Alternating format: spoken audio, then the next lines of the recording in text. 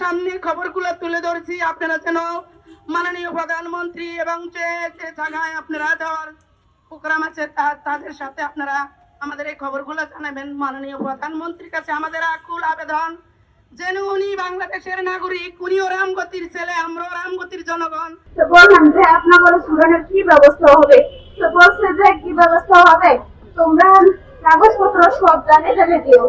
আমরা দেশের এমপি আছে, মিজান এমপির কাছে দিলাম, তারপরে যে স্বরাষ্ট্র মন্ত্রণালয় দিচ্ছি, পররাষ্ট্র মন্ত্রণালয়ের কাছে দিচ্ছি। দেওয়ার পরে কোনো কাগজপত্রে আমরা কোনো সারা শব্দ দেয়নি, না দেওয়ার কারণে কিন্তু আমরা একে একে অনেকবারে ঢাকা শহরে আসছিলাম। আপনার জ্বর বাতাস ছিল ওদিন, ওই এরা বর্ডার ক্রস করার বিনিময় ওই মায়ানমার কোস্টগার্ড এদের নিয়ে গেছে। তারপরে যে আমরা যখন আটিয়া থানা থেকে আমরা এদের খোঁজ পাইলাম, তখন ওদের সাথে কথা বললাম। কথা বলার সাথে ওই দেশের থেকে বলতেছে তোমাদের প্রধানমন্ত্রী ছাড়া আমার এদের ছাড়িয়ে নেবার মতন কেউ নাই। আমাদের 17টা ফ্যামিলি খুবই অসহায় অবস্থায় আছে, অনেকের ছোট ছোট বাচ্চা আছে। আমরা চার ভাই পড়ালেখা করি, আমাদের কোনো চাকরি বাকরি নেই। তারপর বাবার জন্য বিভিন্ন জায়গায় ছুটাছুটি করতেছি, আজও কোনো সন্ধান পাইনি।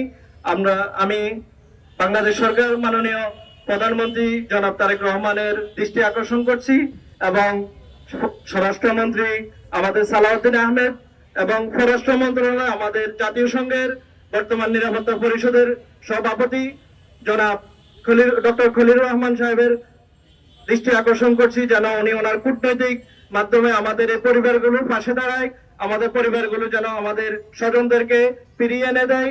যেখানে বলে আমি মেয়েটা সেখানেই যাই, আমি কোথাও আমার বাবার সঠিক তথ্য এখনো পাই না, আমার বাবার সাথে আমি যোগাযোগ করতে পারি না।